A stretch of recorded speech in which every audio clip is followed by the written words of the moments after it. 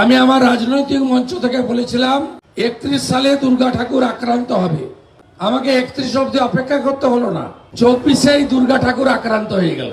ফালাকাটাতে মণ্ডপে ঢুকে বলছে শাঁখ বাজাবেন না, উলুধ্বনি দেবেন না, ঢাক বাজাবেন না। আমাদের এই সরকারের বিরুদ্ধে আমাদের অভিযোগ পশ্চিমবঙ্গের।